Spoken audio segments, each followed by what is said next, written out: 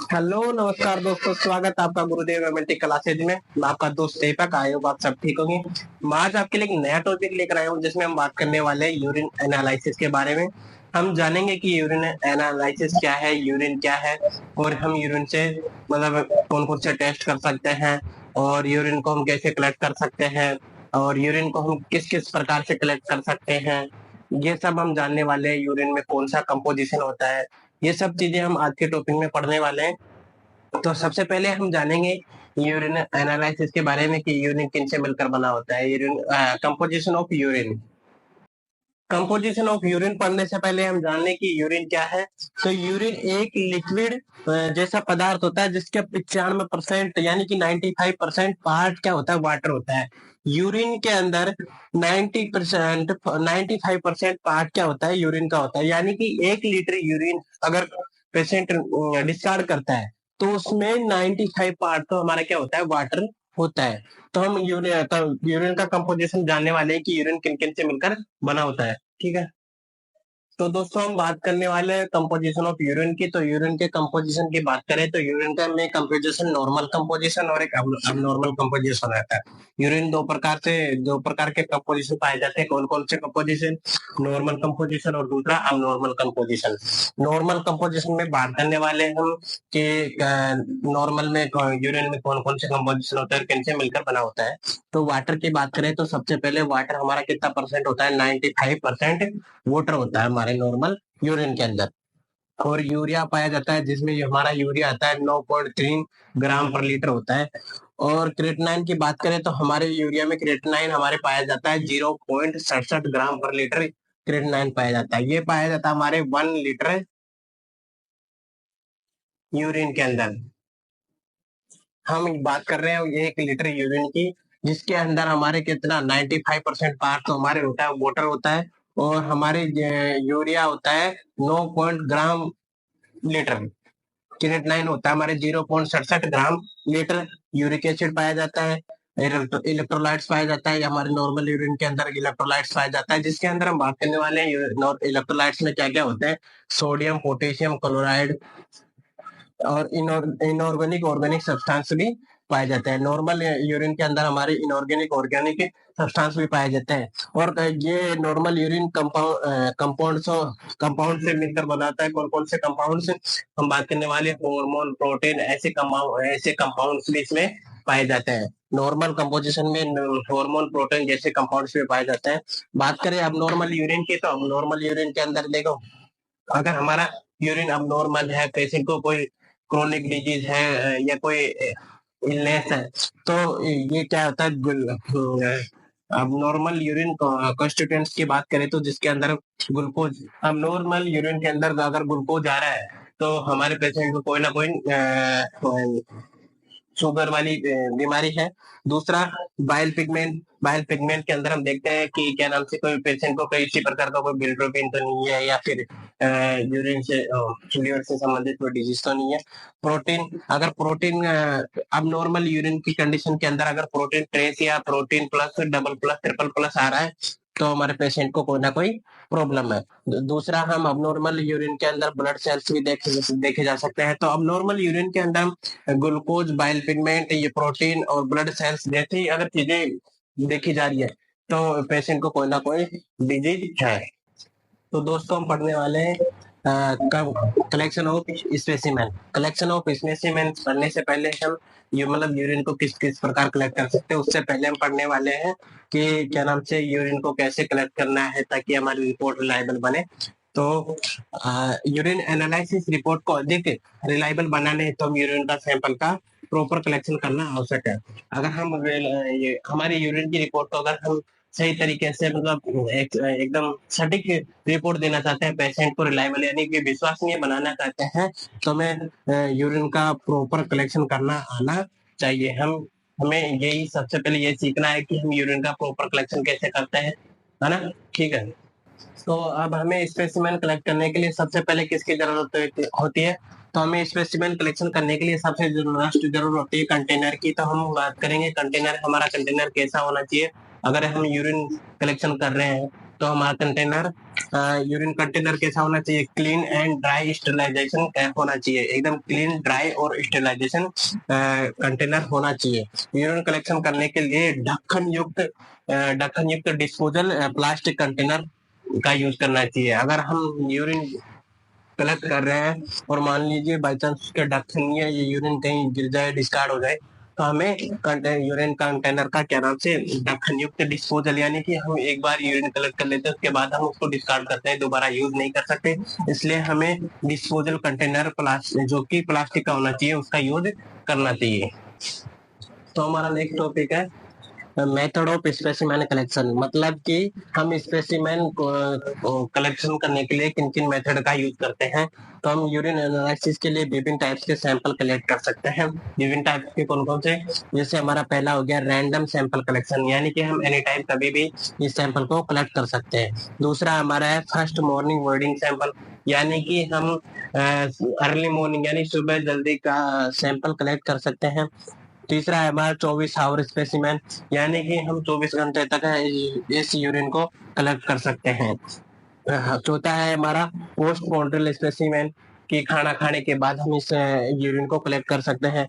पांचवा है हमारा मिड स्ट्रीम कलेक्शन, कि हम इसको बीच में कभी भी कलेक्ट कर सकते हैं। उसी प्रकार हमारा छठा हमारा कैटेटर यूरिन स्पेसिमेन, हम कैटेटर से भी हम यूरिन को कलेक्ट कर सकते हैं। उसी प्रकार सातवां है सुप्रा प्यूबिक एस्पिरेशन। तो ये हमारे 7 प्रकार के यूरिन कलेक्शन मेथड है, जिनको हम पढ़ने वाले हैं topic wise, one by one करके हम सारे स्पेसिमेन कलेक्शन को पढ़ने वाले। मेथड ऑफ कलेक्शन टाइप के अंदर हमारा पहला है रैंडम सैंपल कलेक्शन, यानी कि हम इसके अंदर क्या करते हैं कि हम पेशेंट को एनी टाइम कभी भी सैंपल कलेक्ट करने के लिए बोल सकते हैं।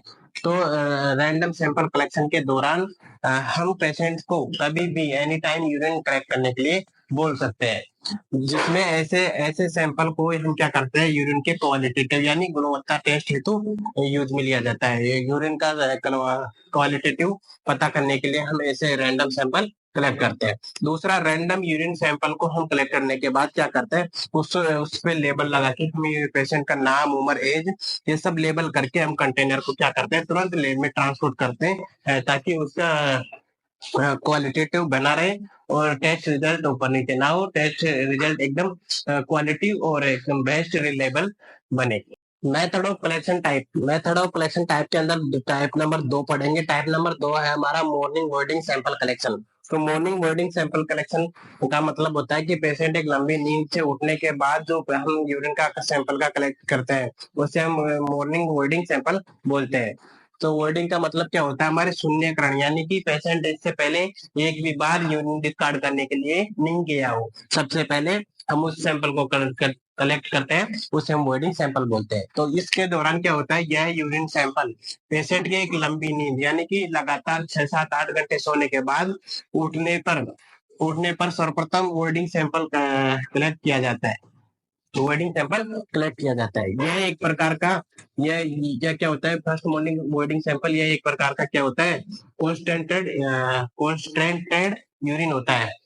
इस सैंपल को हम ग्रोथ या माइक्रोस्कोपिक रूटीन एनालिसिस के लिए यूज किया जाता है। फर्स्ट मॉर्निंग सैंपल का हम यूज कहाँ करते हैं, इसका यूज करते हैं हम ग्रोथ एवं माइक्रोस्कोपिक रूटीन एनालिसिस के लिए हम इसका सैंपल करते हैं। माइक्रोस्कोप में हम रूटीन एनालिसिस के लिए हम इसका यूज करते हैं। दूसरा है हमारा, इस सैंपल के दौरान हम क्या करते हैं, यूरिन प्रेगनेंसी टेस्ट का बेस्ट रिजल्ट आता है। अगर हम फर्स्ट मॉर्निंग वर्डिंग सैंपल को कलेक्ट करके अगर हम प्रेगनेंसी टेस्ट या किट से मतलब कैसे भी अगर हम पता करें, तो उससे हमारा urine pregnancy test result best आता है। Morning early morning sample pregnancy के लिए सबसे बेस्ट बताए गए। तो हम फर्स्ट मॉर्निंग वर्डिंग से हम कौन कौन से सैंपल को कैसे यूज कर सकते हैं, ग्रोथ माइक्रोस्कोपिक रूटीन के लिए, और दूसरा हमारा प्रेगनेंसी टेस्ट रिजल्ट के लिए। ठीक है, हमारा टाइप नंबर 3 है। टाइप नंबर 3 कौन सा है हमारा, 24 hour specimen collection. 24 hour specimen collection यानी कि 24 घंटे तक हम पेशेंट का सैंपल कलेक्ट करते हैं। तो इस यूरिन सैंपल के यूज हम क्वांटिटिव यूरिन एनालिसिस के लिए किया जाता है। 24 आवर यूरिन का एक्सट्रैक्शन करने के लिए हम क्या करते हैं, एक बड़ा कंटेनर लेते हैं जिसको हम 24 घंटे तक उसमें यूरिन कलेक्ट कर सकते हैं। जैसे कि यानी कि सुबह के 6 बजे से लेकर शाम के 6 बजे तक हम लोग उस कंटेनर में यूरिन कलेक्ट करते हैं, जिसके लिए हमें क्या करने की जरूरत पड़ती है, एक बड़ा कंटेनर लेने की आवश्यकता पड़ती है। तो इसमें क्या करते हैं, इस यूरिन सैंपल का यूज क्वांटिटिव यूरिन एनालिसिस के लिए किया जाता है। दूसरा, इस यूरिन को एक बड़े कंटेनर में 24 घंटे तक कलेक्ट किया जाता है, जिसमें क्या हो, प्रिजर्वेटिव मिक्स हो। यानी कि इस सैंपल को कलेक्ट करने के लिए 24 घंटे तक कलेक्ट करने के लिए हमारा प्रिजर्वेटिव मिक्स होना जरूरी है।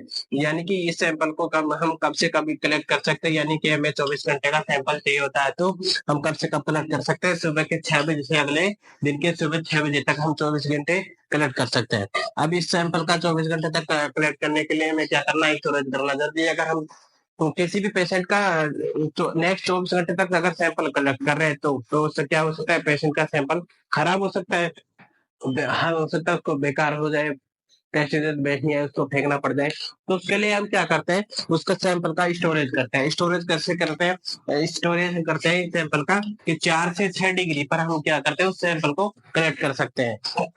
एक कंटेनर लेते हैं, उसमें यूरिन कलेक्ट करते हैं, उसको फिर हम फ्रीज में 4 से 6 डिग्री पर स्टोरेज करते हैं। तो इस सैंपल को 4 से 6 डिग्री पर स्टोरेज करते हैं तथा 24 घंटे तक कंप्लीट होने के बाद सैंपल को 24 घंटे कंप्लीट होने के बाद हम क्या करते हैं, लेबल युक्त सैंपल को लेबोरेटरी में ट्रांसपोर्ट करते हैं, ताकि हमारा टेस्ट रिजल्ट क्वालिटेटिव आए, गुणवत्ता बेस्ड रिजल्ट आए। इसलिए हम इसे स्टोर करते हैं। कितने डिग्री पर स्टोर करते हैं, हम 4 से 6 डिग्री पर हम इस सैंपल को स्टोरेज करते हैं। और इस सैंपल को कलेक्ट करने के लिए हमें क्या करना होता है, एक बड़ा कंटेनर यानी कि 1 से 1.5 लीटर का कंटेनर, शायद ज्यादा ही बड़ा होना कंटेनर। 24 घंटे यूरिन के लिए हमें तो कम से कम 5 से 10 लीटर का यूरिन का कंटेनर होना जरूरी है। ठीक है, हमारा टाइप नंबर कौन सा है, 4। टाइप नंबर 4 की बात करें तो हम इसे क्या बोलते हैं, पोस्ट पोन्ड्रल स्पेसिमेन कलेक्शन बोल सकते हैं। पोस्ट पोन्ड्रल स्पेसिमेन कलेक्शन के दौरान हम क्या करते हैं, पेशेंट को खाना खाने के बाद कलेक्ट कर सकते हैं। तो अब खाना खाने के बाद कब कर सकते हैं, तो यह सैंपल क्या है, पेशेंट को भोजन करने के बाद यानी कि 2 घंटे के बाद, यह सैंपल पेशेंट को भोजन करने के 2 घंटे बाद हम सैंपल कलेक्ट कर सकते हैं। पेशेंट को 2 घंटे के खाना खाने के बाद इसलिए कलेक्ट करते हैं ताकि पेशेंट का 2 घंटे के बाद जो रिजल्ट आता है उसे हम उसे मेजरमेंट करते हैं। तो हमारा टाइप नंबर है 5वां। 5वां टाइप नंबर क्या है, मिड स्ट्रीम स्पेसिमेन। यानी कि इस सैंपल को हम बीच में से कलेक्ट किया जाता है। बीच में से कैसे, कि ये सैंपल को कलेक्ट करने से पहले मैं बताऊं, सैंपल को कलेक्ट करने से पहले स्टेरलाइट कंटेनर होना चाहिए, कि उसमें कोई भी बैक्टीरिया जीवाणु जैसा कोई कंटेनर नहीं होना चाहिए। मतलब उसको स्टेरलाइट कंटेनर होना चाहिए जिसमें हम पेशेंट का सैंपल कलेक्ट कर सकते हैं।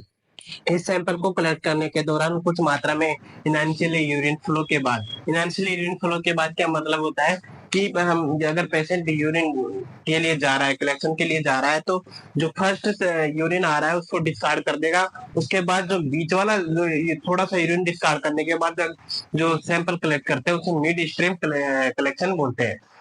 तो यानी कि जो बीच का यूरिन होता है उसको कलेक्ट करना होता है, थोड़ा आगे का थोड़ा सा यूरिन डिस्कार्ड कर देते हैं, उसके बाद थोड़ा सैंपल जो बचता है उसको कलेक्ट करते हैं, उसे मिड स्ट्रीम कलेक्शन बोलते हैं। तो इस सैंपल के कलेक्शन के दौरान क्या करते हैं, कुछ मात्रा में इनांशियल यूरिन को फ्लो के बाद मिड स्ट्रीम यूरिन का सैंपल लिया जाता है। इस सैंपल को कलेक्ट करने से पहले हम कुछ चीजों को ध्यान रखना पड़ता है। तो इस सैंपल कलेक्शन के दौरान किन किन चीजों का ध्यान रखें, कि यूरिथ्रल ओपनिंग होती है हमारी, उसके आसपास क्षेत्र को क्या करते हैं, हम एंटीसेप्टिक सॉल्यूशन या स्वैब से क्लीन करते हैं। तो इस सैंपल को कलेक्ट करने से पहले क्या करते हैं, यूरिथ्रल ओपनिंग को एंटीसेप्टिक सॉल्यूशन और स्वैब से हम क्या करते हैं, क्लीन करते हैं। तो हमने मेडिसिन स्पेसिमेन में पढ़ा कि इस सैंपल को कलेक्ट करने के लिए हमें क्या करने की जरूरत है, स्टेलाइट कंटेनर की जरूरत होती है। और सैंपल को क्या करते हैं, इनांशियल यूरिन फ्लो के बाद यानी कि थोड़ा यूरिन डिस्कार्ड करने के बाद हम इसे कलेक्ट करते हैं, यानी मिड स्ट्रीम बीच का यूरिन का सैंपल लिया जाता है और इसको यूरिथ्रल ओपनिंग के आसपास के क्षेत्र को एंटीसेप्टिक सॉल्यूशन से या स्वैब से क्लीन करते हैं। टाइप नंबर 6 हमारा क्या है, केटेतर यूरिन स्पेसिमेन। तो केटेतर यूरिन स्पेसिमेन के अंदर हम वही क्या नाम से ये स्टेरलाइट गोज या स्वाब से हम पहले साफ करते हैं और हमें स्टेरलाइट कंटेनर की आवश्यकता होती है। तो केटेतर यूरिन के दौरान यूरिनरी केटेटर के यूज से भी हम क्या करते हैं, स्टेरलाइट यूरिन सैंपल कलेक्ट किया जाता है। यानी कि केटेटर से सैंपल कलेक्ट करने के दौरान हम क्या करते हैं, स्टेलाइटर कंटेनर का यूज करते हैं और स्टेलाइट करते हैं, यानी कि स्वाब से यूरिनरी पार्ट को यानी कि यूरेथ्रा ओपनिंग को साफ करते हैं। तो इस सैंपल को प्रमुखता हम क्या करते हैं, किसके लिए कलेक्ट करते हैं? इस सैंपल को हम कलेक्ट करते हैं बैक्टीरियोलॉजिकल स्टडी हेतु। मतलब बैक्टीरिया का पता लगाने के लिए हम क्या करते हैं, केटेतर यूरिन सैंपल का कलेक्शन करते हैं। केटेतर यूरिन सैंपल के दौरान बैक्टीरियोलॉजी का पता लगाया जाता है, इसलिए हम केटेतर यूरिन सैंपल कलेक्ट किया जाता है। हमारा टाइप नंबर कौन सा है? 7। टाइप नंबर 7 में हमारा क्या है, सुप्रा प्यूबिक एस्पिरेशन। सुप्रा प्यूबिक एस्पिरेशन के दौरान हम क्या करते हैं कि जो हमारा प्यूबिक होता है, प्यूबर के ऊपरी पार्ट में हम क्या करते हैं, सीधा यानी कि यूरिनरी ब्लैडर होता है, उसमें हम क्या करते हैं, नीडल इंसर्ट करते हैं। हम क्या करते हैं, प्यूबर अपर के पार्ट में सीधा यूरिनरी ब्लैडर में क्या करते हैं, डायरेक्टली नीडल इंसर्ट करते हैं। डायरेक्टली नीडल इंसर्ट करके हम क्या करते हैं, सैंपल कलेक्ट करते हैं। तो प्यूबिक अपर पार्ट में क्या करते हैं, सीधा यूरिनरी ब्लैडर में नीडल इंसर्ट करके सैंपल कलेक्ट किया जाता है। सुप्रा प्यूबिक एस्पिरेशन कहलाता है। इस सैंपल का यूज हम कर सकते हैं साइटोलॉजिकल स्टडी में। साइटोलॉजिकल स्टडी करनी है तो हम क्या कर देंगे, सुप्रा प्यूबिक एस्पिरेशन सैंपल कलेक्ट करेंगे और इसमें बैक्टीरियल कल्चर के लिए भी हम इस सैंपल का यूज करते हैं। सुप्रा प्यूबिक एस्पिरेशन के दौरान जो हम सैंपल कलेक्ट करते हैं उसमें क्या करते हैं, साइटोलॉजिकल स्टडी और बैक्टीरियोलॉजिकल कल्चर के लिए हम इस टेस्ट का इस्तेमाल करते हैं। अभी हमने मेथड ऑफ कलेक्शन के विभिन्न टाइप्स पढ़े कि हम मतलब यूरिन को किन किन प्रकार से कलेक्ट कर सकते हैं, वो टाइप सारे हमने पढ़ लिए हैं। अब पढ़ने वाले हैं हम पढ़ने वाले हैं प्रिजर्वेशन ऑफ यूरिन सैंपल, कि यूरिन का जो सैंपल को हम प्रिजर्वेशन कैसे करके रख सकते हैं, कैसे प्रिजर्व रख सकते हैं। प्रिजर्वेशन का मतलब कि हम यूरिन सैंपल को कैसे स्टोर करके रख सकते हैं। तो स्टोर कैसे करके रख सकते हैं, यूरिन सैंपल को स्टोर करने के लिए हम क्या करते हैं, रेफ्रिजरेटर की आवश्यकता होती है, यानी कि एक फ्रिज की आवश्यकता होती है। रेफ्रिजरेटर को हम क्या करते हैं, चार मतलब यूरिन को जो हमारा सैंपल होता है उसको हम क्या करते हैं, रेफ्रिजरेटर में 4 से 6 डिग्री सेल्सियस पर क्या करते हैं, 8 घंटे के लिए स्टोर करके रख सकते हैं। हम यूरिन सैंपल को रेफ्रिजरेटर में 4 से 6 डिग्री पे 8 घंटे के लिए स्टोर करके रख सकते हैं। परंतु यूरिन एनालिसिस से पहले सैंपल को हम क्या करते हैं, यूरिन की अगर हम यूरिन का परीक्षण कर रहे हैं, टेस्ट कर रहे हैं, तो उससे पहले हम क्या करते हैं, यूरिन को रूम टेम्परेचर पे लाना आवश्यकता है। रूम टेम्परेचर होता है हमारा 37 डिग्री सेल्सियस।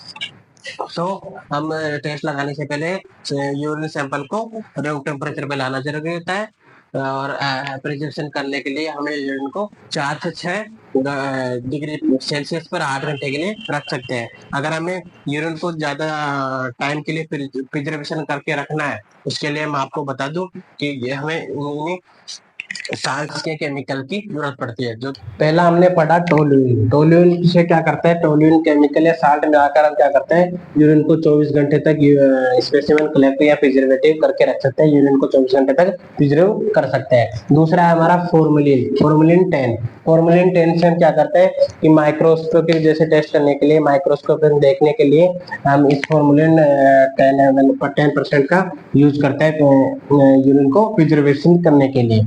तीसरा हमारा आइसोप्रोनाल इन 10%, यानी कि यूरिन को यूरिन के जनरल टेस्ट देखने के लिए, जनरल पर्पज के लिए हम क्या करते हैं, आइसोप्रोनिल इन 10% का यूज करते हैं।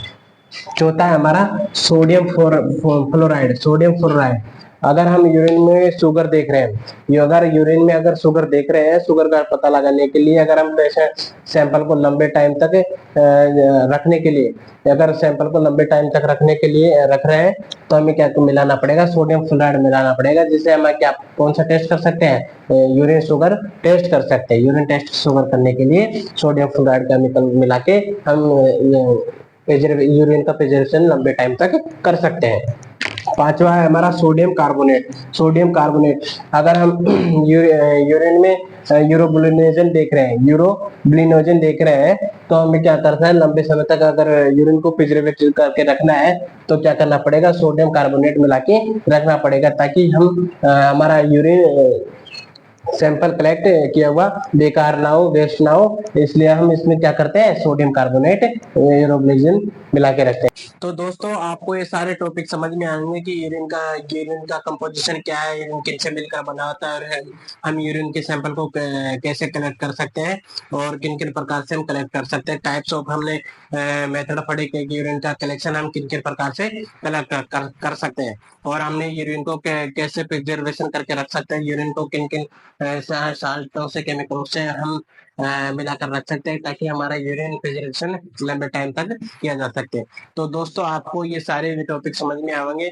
आई होप ये आपको वीडियो अच्छा लगा होगा, तो प्लीज अपने दोस्तों तक शेयर कीजिए, लाइक कीजिए, सब्सक्राइब कीजिए। और हाँ, आपको अगर किसी भी टॉपिक पे वीडियो चाहिए तो आप कमेंट बॉक्स में कमेंट कर सकते हैं, ताकि मैं आपके लिए ऐसे ही इम्पोर्टेंट वीडियो लेके आऊंगा। ठीक है, धन्यवाद।